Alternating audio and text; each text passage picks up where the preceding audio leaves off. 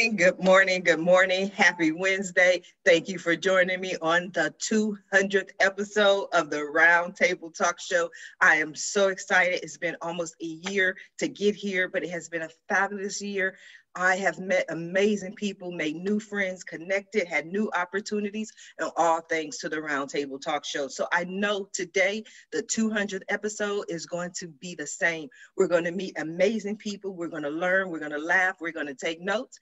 But you know what we're going to do? We're going to share this show with our friends, especially the 200th episode. You have to share it because I ask you on every show, Monday through Friday, no matter what episode it is, to go out and be an evangelist for the Round Table Talk Show. There's someone in your circle, in your network, in your house who needs to hear this message, and they won't hear this message unless you introduce it to them. So like always, I always say it time after time, friends do not let friends miss out on the Round Table Talk Show. So while you're going ahead and introducing the show to your friends, I'm going to go ahead and introduce our first guest. And our first guest is Miss Deborah Desser. Deborah studied languages, literature, and linguistics in Montreal, Quebec, Canada. For over 30 years, she used her writing skills as she ran custom furniture and interior design company. She is a publisher and author of children's book of poetry and haiku, and she is preparing to publish 2 more books. She is a proud mom of a son in medical school and passionate about the seed level of education. Good morning, Deborah. How are you? I am so fine, Sharifa. Good morning, and thank you for having me here. You are so welcome. I never had a guest that says, I'm so fine. Why are you so fine this morning, Deborah? I make it a practice. Every day I get up and I have a choice to be happy or unhappy. I choose happy, and my cup is always more than overflowing. It's just the way it is. It's my mantra. Yeah, tell us about yourself. Who are you? What do you do? What are you passionate about?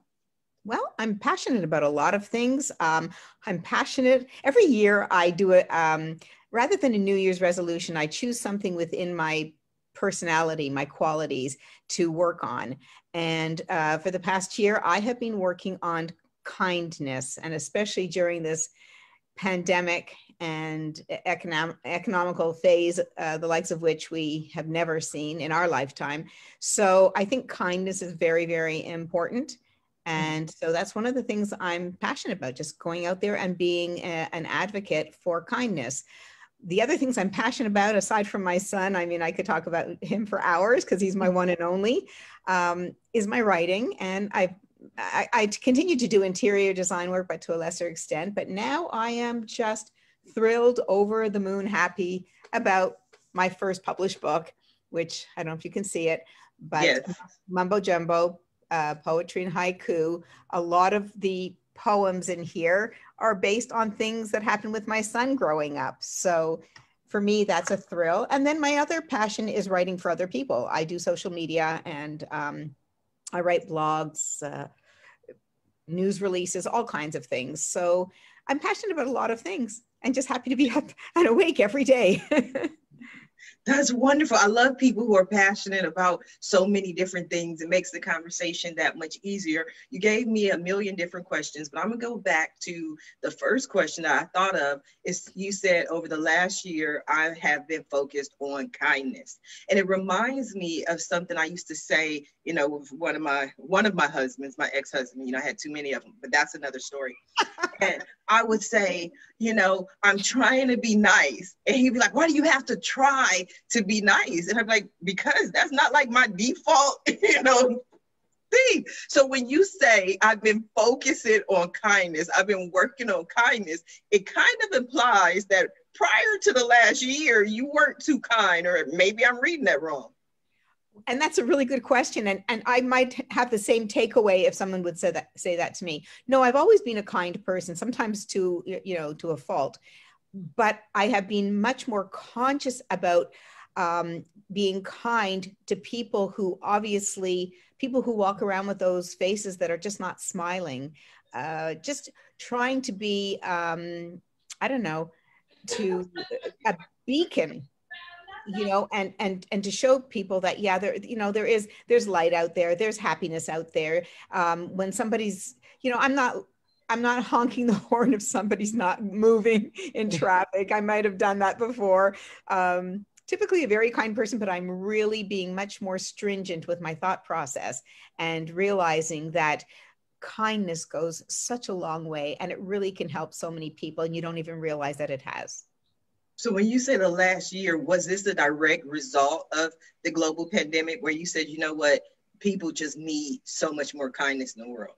Yes, yes. In my community, I reach out to people who might be not able to get out to see if I can do something to help them. I go a little bit more above and beyond, and I'm not completely, focused on my own world, but looking at what other people's worlds look like during this past year and how can I help them. That's powerful. I like that. Deborah, I'm going to come back to you, but I want to go ahead and introduce our next guest. And our next guest is Miss ArDenay Garner. ArDenay is a licensed master social worker and certified professional coach, owner of ArDenay Enterprise LLC, and founder of the Campaign 42 National Scholarship Foundation. She provides coaching, speaking, and consulting services for aspiring entrepreneurs and small business owners. She has hosted numerous events, including her signature Love campaigns, award ceremonies, and various seminars and workshops. ArDenay is on a personal mission to help 79,000 women identify their passion, develop their health, their faith, and pursue entrepreneurship on their own terms. Good morning, ArDenay. How are you? Good morning, Sharifa. I'm doing well. Thanks for having me. Thank you for joining me. I was reading your bio and I just got distracted. I told you it's the 200th episode. I'm all excited and I'm reading and I'm like 79,000. And then the thought popped into my head while I was reading. I'm like, how did you just pop out with 70? Why 79,000? Well, I'm glad you asked that. So I am very passionate about helping women identify their passion, develop their faith, and pursue entrepreneurship. And in this particular year, I just retired from working for someone else and I'm doing my business full time. And so my goal was in my first year of business to be able to help 79 women. And 79 came about because that's the age my mom was when she passed away last year. Oh, and so thank you. And so when I think about one of the principles that Steve Harvey talked about, where he said, just multiply your effort by 10. I said, okay, so my first year, I want to support 79 women. My second year, 790 women. And by my fifth year, I want to be able to reach 79,000 women. So that number just makes me remember my mom and that she's not here to be able to see me and what I'm doing, but the 79 will always remind me of her. That is so beautiful. I'm glad I asked that question because, sometimes things come to people randomly. I'm glad there was such a powerful meaning behind it. Let's talk about the 7 spiritual lessons of relationships and divine invitations. All right. So the 7 spiritual lessons of relationships is I'll say my third baby that I gave birth to. It came about out of relationships that I've had with men and my employers. And the 7 spiritual principles are forgiveness, passion, unconditional love, honesty, trust, faith, and courage. And each one of those principles, I've learned valuable lessons that help shape who I am. And they're like guiding principles of what I do. And so my mission really is to be able to share the lessons I've learned in relationships with men, in relationships with God, and in my personal relationship with myself, with others, so that they have the courage and they feel empowered to do whatever God is calling them to do. And for me, it's very spiritual. So I don't view anything as mistakes or any mishaps. I look at them as either lessons or blessings from God. I love that. Lessons or blessings. Now, sometimes people, I feel, can tend to oversimplify things by saying, oh, what the world needs is love. All we need is love. Just love, love, love, love, love. But for a lot of people, it's like, okay, but what does that look like? And for you, part of that is love campaigns. Let's talk about those for a moment. So, again, as I reflect back, everything I do is really purposeful. And so the love campaign was started. A close friend of mine's son was murdered here in Syracuse, New York. And thank you. And I prayed about, Lord, how can I help this family? How can I help my friend? How can I help our community? And he put it on my heart to do what was called a love campaign. And it started out where I would type up inspirational quotes and messages and put them on like a business card or an index card. And I would affix a $1 bill to that card. And I would pass those out randomly at different events, at different functions. And people would initially be attracted to the dollar bill, but it was the message that was attached to the dollar bill that I wanted them to receive. And from that, one day, we gave out one of those love deposits, as I call it. And this gentleman was so inspired. He said, well, I want to give you $250 and I want you to coordinate a barbecue at a local park and just invite everybody to come. Could you get some people to grill and could you coordinate that? I'm like, absolutely. And that's how the love campaign was born, from a generous donation from someone who received one of my love deposits. I love it. Interesting story, powerful story, ArDenay. I'm going to come back to you, but I want to go ahead and introduce our next guest, Miss Jessica Ryder.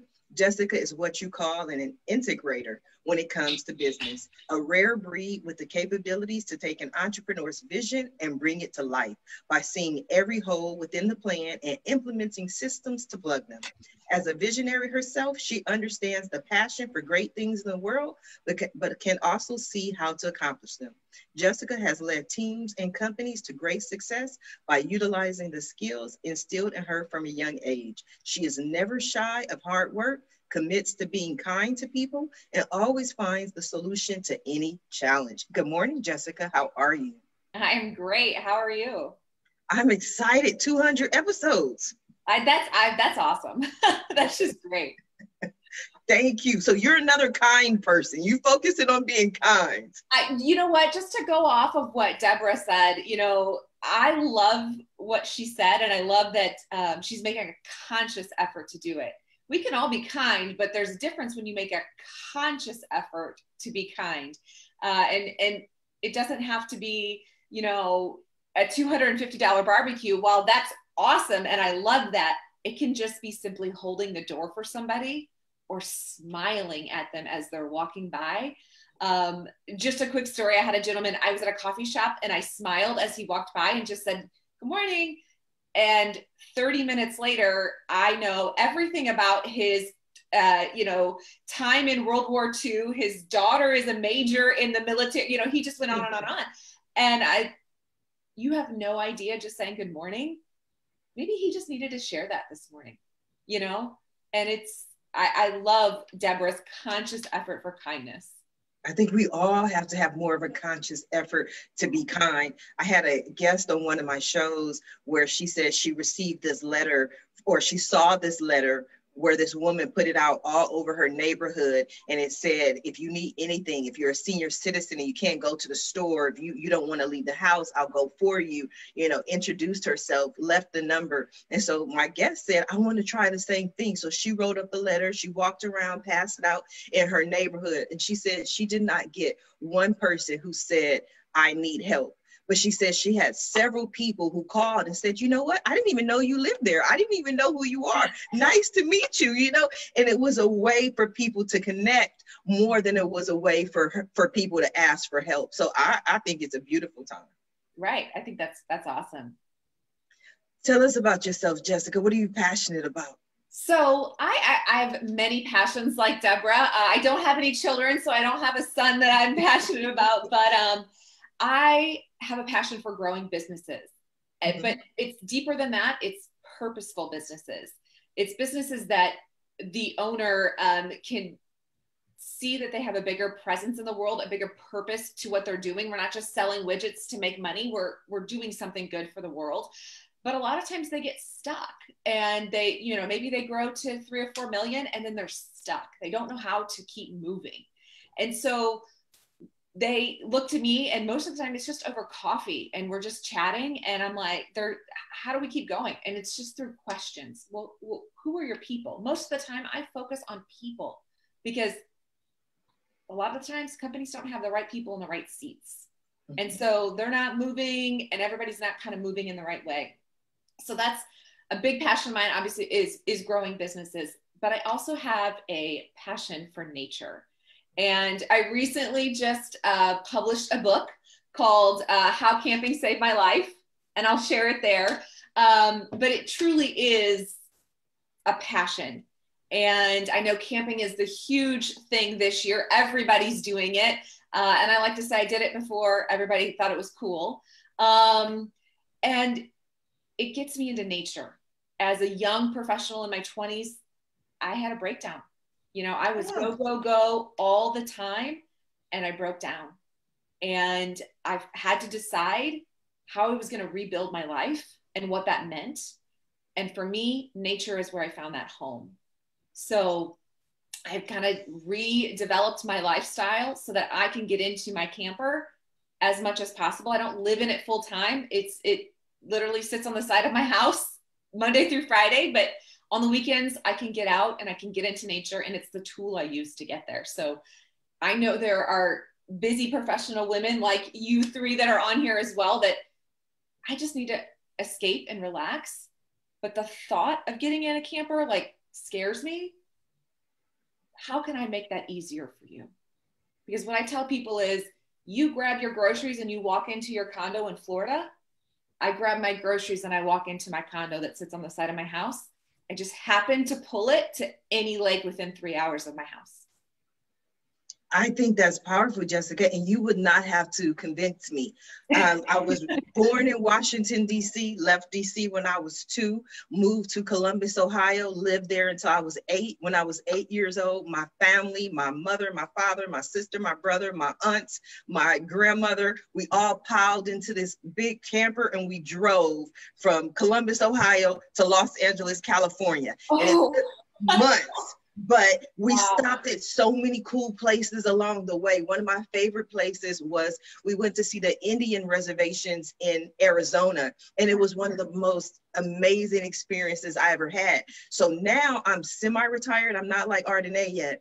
One day I'll get there. But when I completely retire, my dream is just to go buy an RV and have no particular place to go. So I feel you, Jessica. Yeah, you just got to get in and go. I mean, that's when my husband retires, our plan is we're in St. Louis, so to head directly south and then follow the border all the way around. No matter how long it takes us, no plans, just go. Yes, yes. My daughter lives in St. Louis. Go check on her and make sure she's all right. Okay, I will. I'm gonna come back to you, Jessica, but I want to go ahead and introduce our next guest, Mr. Barry Saywoods.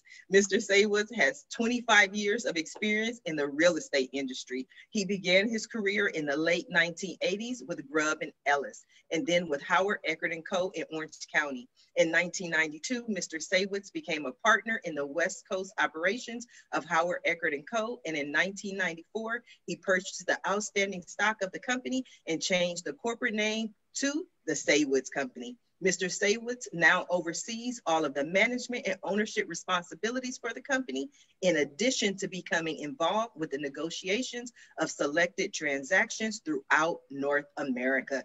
Good morning, Barry. How are you? Good morning. I'm well. Thanks for having me. Thank you for joining the ladies. Yeah, I feel honored. I've got a whole group of ladies to chat with in the morning. Yes, because the guys won't join me on the show. I have to like beg and plead, and the women are like, I'll talk. Men don't want to talk, Barry.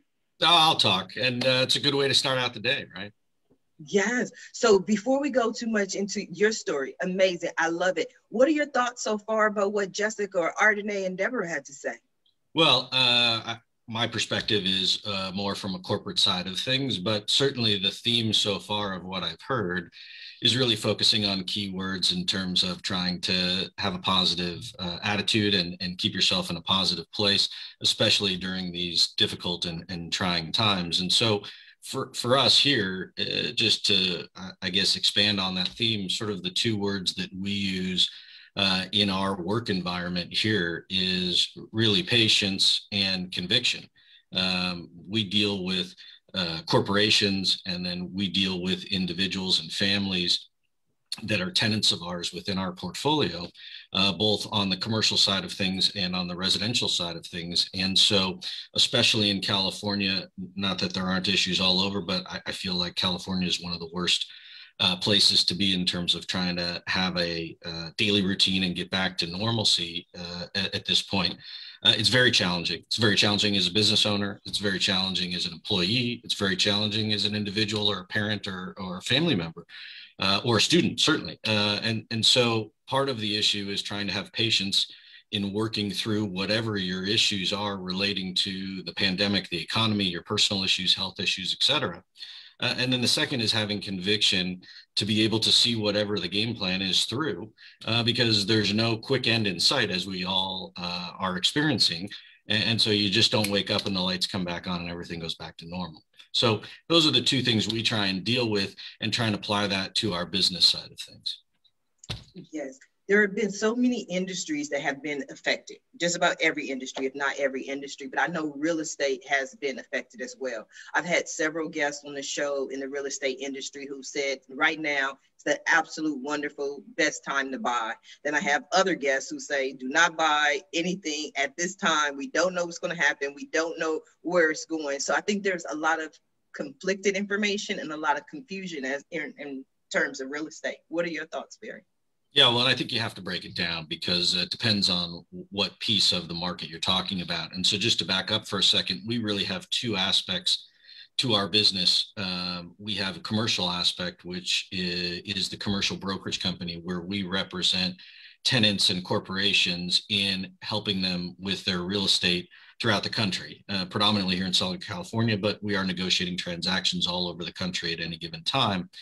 And for those businesses, the issue is some businesses are doing very well as a result of the current environment and the economy and the need for whatever it is that they provide. Others are seriously struggling, whether it's to just get their people back to work or getting product out or, being shut down because somebody at the office got sick and now I got to send everybody home and try and figure out how to do my business remotely. So those are all challenges. As from the landlord's perspective, it's very difficult because if your tenant is struggling financially, then they struggle to pay the rent. And so you have a disconnect because the tenant thinks they should be getting some help from the landlord and should be getting a deal, if you will, because everybody's hurting. The flip side of it is the landlord's hurting as well. And so nobody's giving the landlord a deal and everybody looks to the landlord. So they're really two hats. So when we wear the hat where we're assisting our client who is the tenant, certainly whether it's going back to get a short-term relief from the landlord, whether it's deferred rent and a restructuring, whether it's an extension of their lease and then incorporating some rent relief, there are creative things that you can do. Part of the issue is the landlord needs to believe that you're a viable entity going forward. So there is a fine line between, hey, I'm struggling and I'm going to make it, and hey, you need to give me a deal, otherwise I'm going to go out of business. Then why do I help you? Maybe you should just go out of business and I'll have to find someone else at the end of the day. So it really becomes a balancing act, and certain industries are continued to be affected, whether that's restaurants getting shut down and reopened and shut down and reopened, or whether it's a dry cleaner who says, hey, people don't go to parties, people don't have weddings, they don't go get fancy clothes and put them on, so they don't come to my store. And so everybody's got their own struggle, and it's really an issue of us trying to assist our clients from that perspective, and then do a balancing act with the landlord so that it's somewhat of a win-win or just a work together because we're all in the same boat. The flip side of our business, or the other half of our business, is we own a portfolio of commercial properties, including a bunch of apartment buildings throughout Southern California. And so that presents its whole other host of issues, which is people who are not at work, who are on unemployment, who are struggling, who have to stay at home because they're quarantined. Those people are struggling to pay the rent. And then now what do you do with those people? And there are a number of different buckets of help or assistance or work with you in that capacity. And so it's really a question of working with people on an individual basis, again, trying to determine what help do you need, how does that work, and how do we do that? And so without the government assistance in the past, $600 doesn't pay anybody's rent in California.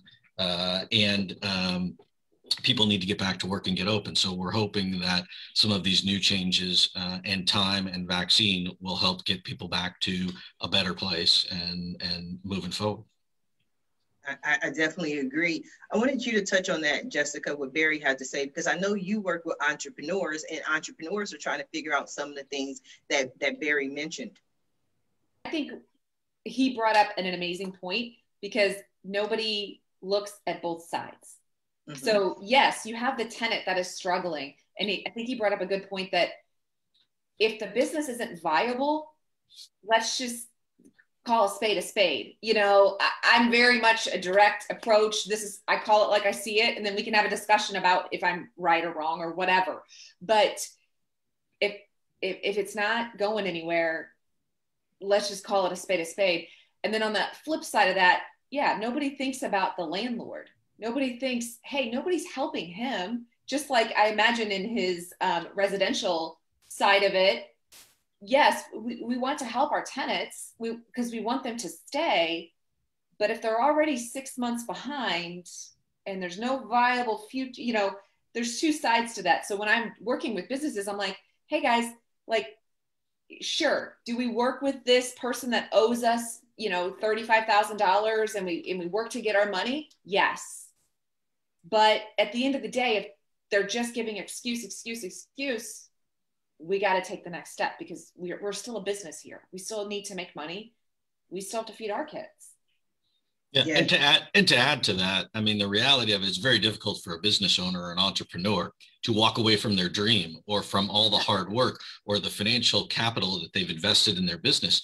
And which is why somebody from the outside looking in would be able to say, hey, look, you can make this work. You're going to have to cut back. You're going to have to let people go. You're going to have to tighten your belt, or you know what, this is just not viable.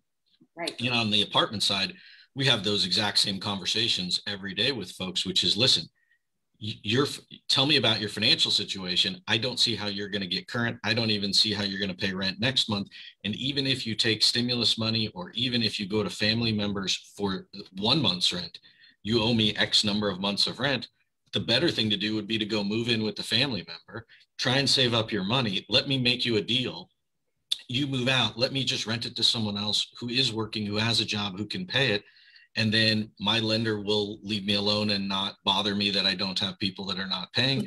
I'm doing something right for you at the end of the day, and you can get back on your feet and not damage your credit and not get further in the hole. The difficulty is, I don't want to move. I like it here, and I'm going to be in a worse position short term. And people have to come to that determination, A, on their own, or B, with some coaxing.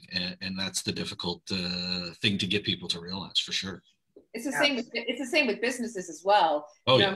I'm working with one now that, he's ready to expand and and I'm like, whoa. Let's get home base good. Yeah. Home base has to be operating at 110% and performing beautifully. And then we can go and duplicate that in other areas. Yeah. And on the commercial side with the businesses, you go to the landlord and you want a deal, or you want some relief, or whatever it is. Landlord says, I need updated financials. You can't just say, hey, I'm hurting. Hey, I was affected by COVID. That doesn't work. And then when you show the landlord and the financials really aren't that bad, the guy says, why do you need a deal? And if the financials are horrible, it's the same thing. I don't think a deal is going to help you. And so you need to be realistic. And just because it's coronavirus doesn't mean that the rules of society are completely out the window. It doesn't mean that you don't have to pay your rent. It doesn't mean that if you signed a contract that you just rip up the contract, it doesn't count. And it doesn't mean that there still has to be a win-win at the end of the day if you have two parties trying to negotiate something, a transaction, whatever that winds up being. And so unfortunately, coronavirus didn't pick a side, right? It's affecting everybody. And so you have to work together, and you have to understand that, I think, going in, that's part of the difficulty. Yes. Too many people are looking at it as a get out of jail free card, and just none of these rules apply. Yeah, and I would couch that with, look, there are a lot of people, almost everyone, hurting in some capacity. So you have to preface the conversation with, I understand you're hurting. I am sympathetic to your situation. However, that does not give you a free pass to do X, Y, and Z. Absolutely. ArDenay, what are your thoughts? I was just thinking, you know, my experience has been, even though the pandemic has certainly, you know, uprooted our lives, many of my peers have actually started businesses. I mean, in our community, there's a 6-year-old girl who has started a very much, I'm getting the name incorrect, but started a business. She got her DBA. She's selling lemonade and homemade products. There's other people I know. I'm a part of some other groups who are actually launching their business during the pandemic. And so for me, I think this opportunity, I like what you said, Barry, is about patience. And while you say conviction, I say patience and faith. And it's really for those entrepreneurs who have a dream, is really stepping out on faith and following your dreams no matter what. Even though you can only see, you may not even be able to see the first step, but you're still being persistent. And it's what I call in my book that walk on water faith. And so while these are trying times, I'm really seeing some really resilient people come out of the woodworks and do things because they're forced to pivot and do things that they never thought they could do before. They're being creative and being entrepreneurial because they do have to create a supplemental form of money and income. And so I'm just fortunate that, you know, people are exercising their creativity to the 10th degree because they have no choice but to, if they really want to survive these tumultuous times. Yes, absolutely. I think she said something really key there. And for anybody listening, you need to like pause and go back to exactly what she said, because she said, take the step. You may not be able to see what it is, but you have to take the step. And I know as an entrepreneur myself, like I know where I want to go. I know what the end result is. I know what small step I have to take today. I don't know what the next 4 steps are, but I have to take a step today. Mm-hmm. And I think that was beautifully said, because you have this goal. Okay, I'm going to make whatever your goal is. Maybe it's a monetary goal. Maybe it's a, you know, for me, it's 530 acres and a restaurant and everything else. Like I see that. I don't know how I'm going to get there yet, but today I'm just going to take a step. Yes. I think you're going to see a lot of new businesses started up out of the pandemic, of people that realized that they could do business from their house, or they could do business without the normal setup of a fancy office or needing that type of overhead. I think you just have to get past the hurdle of where we're at today to get those people an opportunity to be able to get going. Yes, because I see my RV, but I also want to go back to what ArDenay said is, you know, and what Barry said, we all have our own definitions of patience and something, because I grew up with patience and perseverance. That's what my parents always told me. You have to have patience and perseverance if you want to be successful, if you want to succeed. What was it like at your house, Deborah? Wow. I came from I'm very blessed. I came from a household where I received many of my life's lessons. My father was quite a successful businessman. He owned a chain of jewelry stores. And my lessons from him were unbelievable, as well as from my mom. Yes, like you need to keep persevering your home life. You need to persevere. Nothing is going to be handed to you. You need to work for everything. I was never afraid to work. In fact, I was working at my father's jewelry stores on Saturdays when I was from 10 years old. And I remember my friends saying how they had been at the corner restaurant having Cokes and French fries. And I was working in my dad's store and making $10 for that 8-hour day. And for me, it was one of the best lessons I could have received. And I'll tell you a quick little story. When I was 13, I decided I wanted to take up guitar. And my father, he had money. There wasn't an issue with money at the time. He did very nicely for himself and for us. So I said, Dad, would you give me the money or loan me the money to buy a guitar? He says, I have a better idea. He says, I'd like to introduce you to my bank manager. So he took me, we had a meeting, a business meeting, and I went into the bank manager with my dad, and the manager said, "How much do you need for your guitar?" And I said, "Well, I think at the time it was either 60 or 80, and I think it was like $80. And he said, "Well, I can't loan you $80. I can loan you $100." Like, it was like small amounts. "And here's how you have to pay it back." And I signed a paper and we shook hands. And this was at 13 years old. So, and I paid back the loan. So these are the kinds of life lessons I received. And I am so grateful for them. I don't think anything should be handed to you, but I wanted to also just say one thing about what Barry was saying, win-win. I wrote a spiritual blog for about 7 years called The Willing Spirit. And win-win to me has always been extremely important. And when Barry was talking about, there's the landlord and there's the tenant and so on and so forth, everything is about perspective. And I think when two sides are willing to look at the other person's perspective, and I learned this being a hockey mom, because the two sides, the two teams, the parents were going crazy because that ref made the bad call.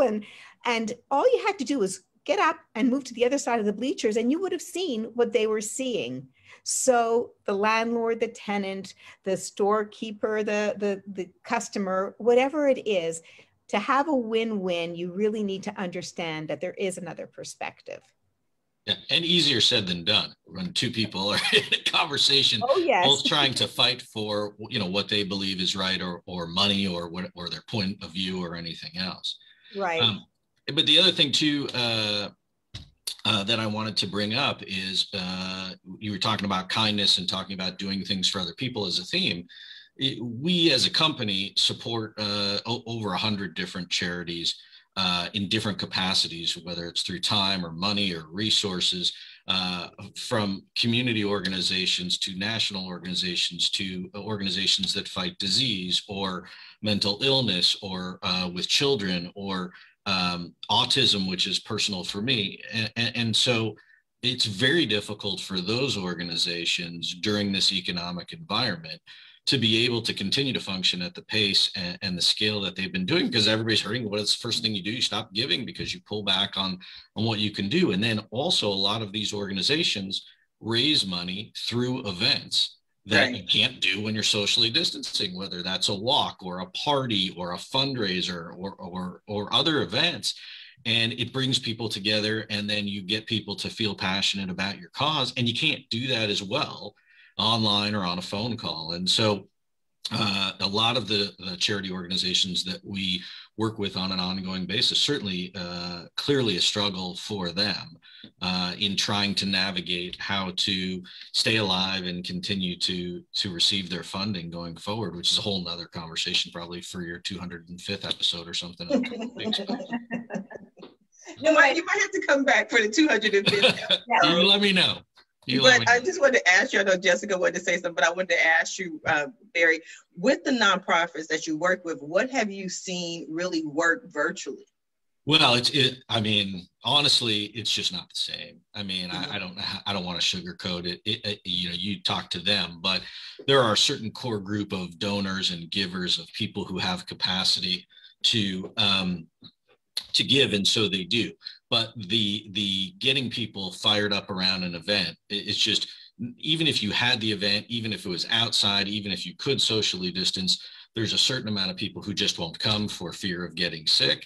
And then it's just sort of bad PR and bad mantra that you're doing this, even though it's for a good cause. And so there are online auctions where they'll do silent auctions. I get texts all the time saying, "Do you want to bid on this stuff?" But it's just not the same, right? They are not going to get back to where they were until you're able to get people, surrounded around each other and get people fired up with it. So they are trying to get creative. They have cut costs themselves. They are looking to government to be able to provide additional funding. And so it's a challenge. I mean, I don't know how else to describe it. The other piece of it is you have students there at home trying to do, at home learning.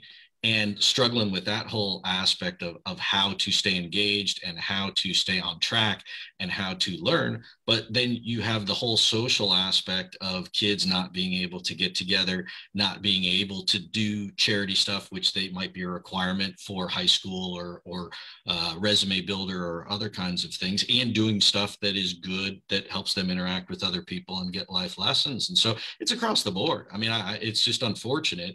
You could go all day with the different impacts of things, but as a business owner, just to bring it back full circle, and as an entrepreneur, you have to keep your employees motivated. You have to keep them unafraid from coming to work, right? You still have a business plan as a business owner that you need to try and implement. And it's very difficult when you're having staff meetings with people standing in the lobby 6 feet apart, trying to interact with people, and then trying to keep people from saying, hey, I don't want to come to work today. I don't feel comfortable because somebody sneezed in the kitchen, right? And so these are all things that you deal with as a business owner, and these are all things that you just deal with as a person each day. You got to get up in the morning, and you've got to try and get yourself motivated, whoever you are, whatever you're doing. I tell my 16-year-old son, right, you're getting up in the morning and you're walking 4 feet to your computer. But that doesn't mean you don't have a plan for the day. That doesn't mean you're not going to, at the end of the day, tell me what you accomplished, tell me what you did, how you took a step forward towards whatever it is you're trying to do. And I think that applies whoever you are, business, personal, what have you. Jessica, you wanted to say something? Yeah, I think you, Barry, brought up a lot of good points, and people don't realize, one of the organizations that I started contributing to this year, that was just started this year, is called Kids Lives Matter. And it addresses the whole, and ArDenay, you probably deal with this in your past life, we'll call it your retired life, right, with the social work, but just there's more and more children in need right now because their home life isn't great. Their school life was the most consistent, best thing that they had going. And so how can we, even just a small amount, I mean, I stepped back and went, okay, what can I reasonably afford to contribute? Maybe I can't be the, $1,000 donor this month, but maybe I can give $10 a week. Maybe I can give $5. It's not a lot. It's not going to change the huge organization, but this is what I can do to contribute, because I firmly believe in what you give to the universe, you get back from the universe. And so if you are giving kindness, if you're giving passion and love, you will get that back. And so if I can give $5 every week, okay, maybe I don't go to, I know there's people suffering worse than I am. I don't go to the coffee shop and get a coffee, or maybe it's, hey, I don't stop at the gas station this morning and get the soda on Monday, because I'm going to take that $3 and I'm going to give it to somebody that actually needs it. I hear you, Jessica. I agree about giving, but what I would like to see, and this is just me, will ask ArDenay her thoughts momentarily, is more people giving of their time. Give money, yes, but I think so many more people need to understand the social impact that a lot of these children are going through. I had a friend of mine, we had this conversation, and it was maybe 10 years ago, 5 to 10 years ago. In Southern California, they started this push for K through 12 education, which is basically homeschooling. And I was like, I think that is like, you shouldn't do that. And she was like, my child is so smart and he's so wonderful, he does all these things. And I'm like, yeah, but who is he socializing with? He doesn't, you learn from kids, you learn other things, you learn how to deal with the world and have conversations that you may not be able to have with your parents. So her son wound up being the valedictorian for his class. He goes to the graduation, gets to the podium, looks out over the crowd and breaks down in tears and runs off the stage. And I was like, I think I proved my point. You know what I mean? So I'm like wondering about the social impact of all these things that are happening in the world right now with our children. And again, Jessica mentioned ArDenay. You used to be a social worker. What are your thoughts? Well, in my previous job experience, I was a program director over a school-based program where my staff worked directly with the school social workers and providing interventions to students. And so this whole pandemic has impacted our children in a number of ways. And I could speak directly about my nieces and nephews because they aren't having that engagement. And for those students who relied on the additional resources and supports from the school district, that has significantly been dwindled down. And so for those who needed the additional support with reading, those who needed the additional resource with speech, those who just needed to be able to socially mature and interact with their peers, they're not getting that at home. And my heart hurts because I do not know how this pandemic is going to impact our youth 10 years from now. There are some children who just started like kindergarten and their first experience is virtual. And so when they are able to return back to the school setting, will they have that experience, Sharifa, like your friend's son, and will they be afraid and fearful? So there's just so much that we don't know of how this pandemic is going to impact our youth socially and emotionally. And I'll even go a step further. As an adult, I've been struggling with the social isolation. Like I've been joining different groups. I've been reaching out for support because I'm like, I love my family. I love my husband and my 2 young adult children, but I need to interact with other individuals. Like, I just need that. It's not a want. I need that for my social, mental health. And so if I need that, I can only imagine what our young people are experiencing. And for those who typically would skip school, even those children now are even more disengaged because at least when they were in school, like they had someone constantly monitoring, but now they don't have that. And for those who have households who aren't the best supportive environments, that's another layer and another challenge that we are going to have to address, like not later, but right now. And I know different organizations, different providers are trying to pivot and support our youth and adults remotely. I look forward to the day when we can re-engage in person. Yes. Barry, you mentioned someone was going to say something? No, I just wanted to share a quick story. I was at the coffee house one day and this young kid walked in, no more than 10 or 11. And he's looking around and I said, buddy, do you need something? He says, I'm supposed to meet my teacher here. It's like a meet a teacher thing. And I said, oh, okay. And he sat down and there's no teacher. There's no teacher there. I don't know what happened. Wires got crossed. I talked to that little boy for 45 minutes. He told me all of his impressions. He told me, everything. He's like, I cannot wait to get back to the classroom. I'm going in January. I cannot wait to go. And I'm like, good night. I just had a conversation with an 11-year-old about all of his impressions and what he likes in baseball and his whole life story. But they need it. They're craving it. Yeah. Well, and look, a child who's 5 who misses out on kindergarten, as terrible as that is for their development, they have many more years ahead to be able to try and recover from that event. Look at the child who doesn't get to go to their prom or who doesn't get to go to dance with a girl or a boy and experience all those things.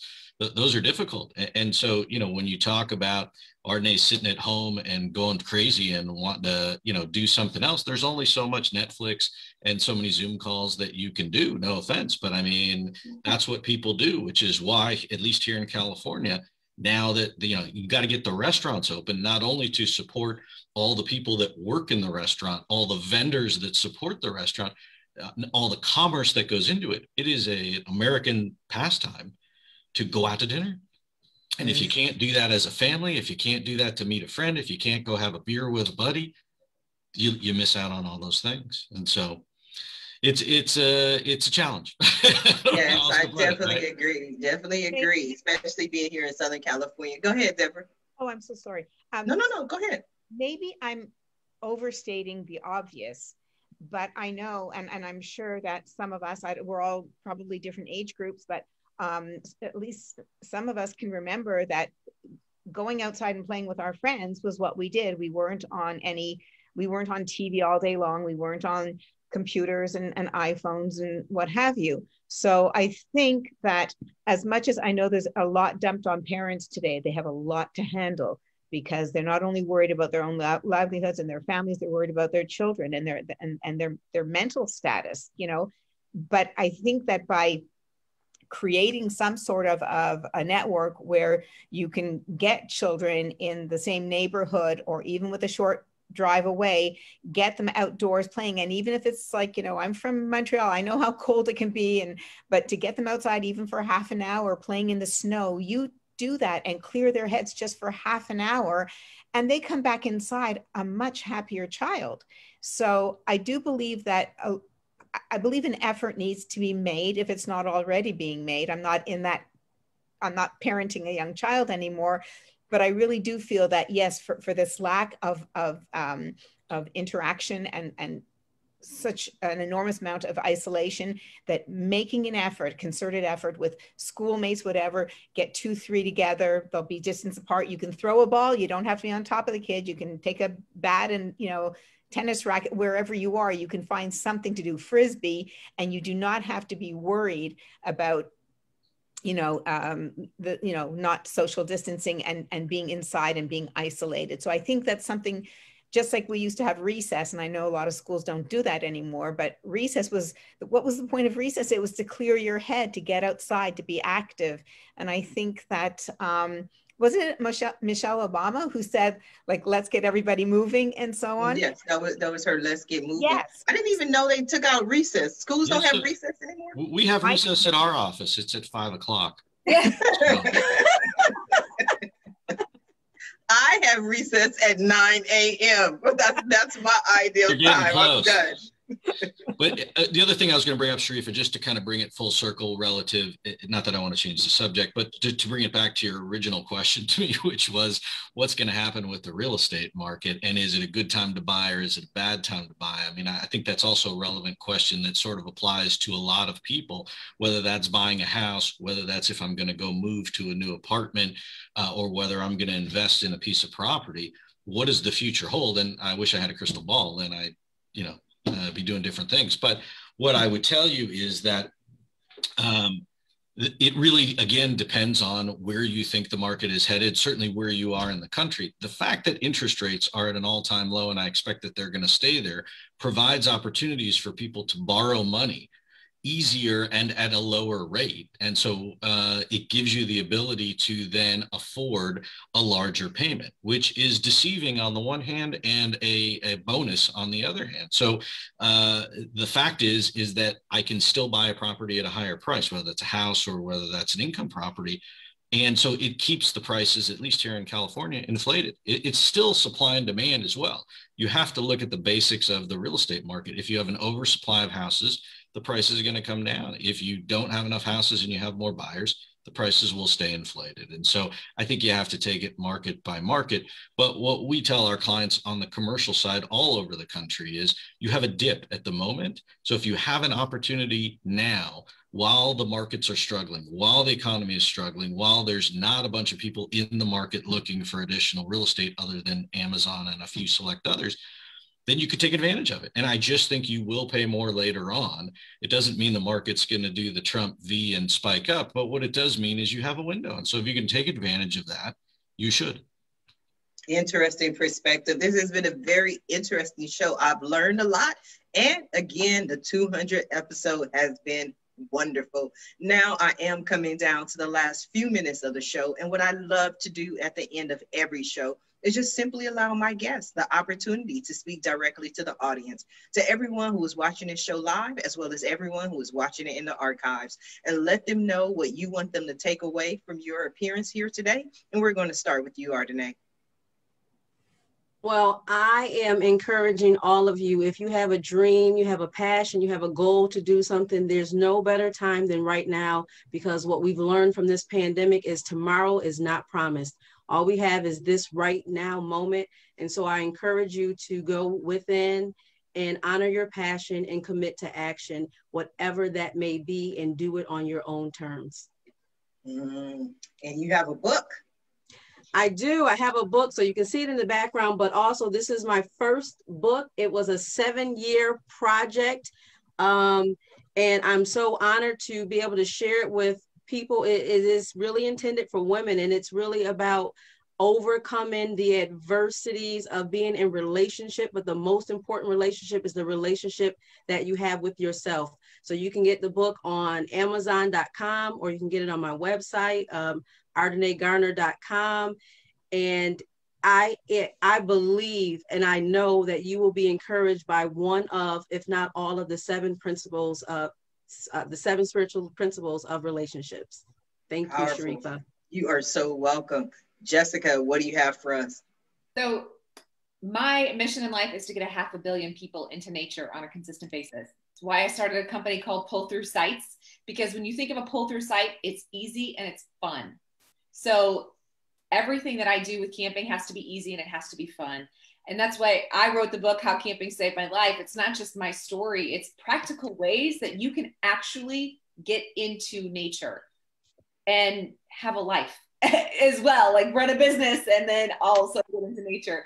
So I'm all about giving you practical ways to do it, because crazy busy women like us and Barry, you know, if it's not easy and it's not fun, I'm not going to do it. So everything I do is about just finding that connection, finding your purpose in nature. So you can check all of our stuff out at pullthroughsites.com. And then my book as well is on Amazon and on our website, that same website. You took the model from my life. If it's not easy and fun, I'm not doing it. I've been doing that for years. And people are like, Sharifa, you can't just not do it because it's fun. Being an adult is not fun. I'm like, okay, my life is fun. Yeah. Deborah, what do you have for us? Oh gosh, I wish I had 3 hours because I have so much to say sometimes. I'm going to read a very quick little haiku. And I think this is so important. I don't know if you can see this. It's called Your Happy Place. And we're talking about children and the pandemic and isolation and businesses impacted. And the simple haiku says, when asked directions where to find one's happy place, she replied, right here. And so I'll just share that. I think the whole idea is to be happy where you are because you are where you're supposed to be. And so my takeaway for others is find contentment within yourself. Always keep positive. Believe that there's something better coming, because you know what? There is. There truly is. And I just wish everybody love, light, and kindness. Love, light, and kindness. So for people who are hearing the show on the podcast and they couldn't see the book, what was her happy place right here? It was right here. It's just a big heart. Just a big heart. Yes. And and by the way, if anyone wants to reach out to me, info at Tulu Creative Content. I do Zoom sessions with classrooms, with children, and I read from my book. So that is my way of giving back. Thank you for giving back, Deborah. Barry, what do you have for us? Well, those are tough acts to follow. I don't know what I can add to it. But what I would tell you again, just to regroup on what we've been talking about all morning, which is if you wake up each day and try and accomplish something positive during the day, and you look back at the end of the day and you can say to yourself, these are the forward steps that I've made during the day, then you're making progress. And whether that's personally or whether that's on the business side of things, then I think you're headed in the right direction. For your viewers out there who would potentially be clients or customers of ours or would have an interest, certainly they can get more information on us at saywits.com. And anyone who owns a business who has a lease, who is looking for new additional space or wants to renegotiate their lease, that is what our expertise is. We do it all over the country, so we are happy to help. I appreciate the opportunity to come on with the ladies this morning, and congratulations on your 200th episode. I wish you many more. Thank you. I appreciate you. I appreciate you all. And I want to thank you for being guests on today's episode, the 200th episode of the Roundtable Talk Show. And I especially want to thank everyone who tuned in to watch this show live, as well as everyone who is watching it in the archives. Just because you didn't catch the live show does not mean you're not important. I appreciate you. I appreciate you for hanging in there for 200 episodes with me. I greatly appreciate your support. But as always, please don't just watch the show. Please don't just share the show. Support our guests. Our guests are here this morning to help you, to provide you with information, share their journey, share their stories. So support them. Their website link is in the Facebook post. But as always, don't just visit the website. Follow them on social media. Reach out to them. Send them a message. And when you do, please let them know Sharifa Hardy says hi. Now, if you're interested in more ways that I can help your business, or maybe you want to be a guest on the Roundtable Talk Show, please visit my website at asksharifa.com. Until tomorrow morning at 8 a.m. Pacific, everyone have a safe and a blessed day. Bye now.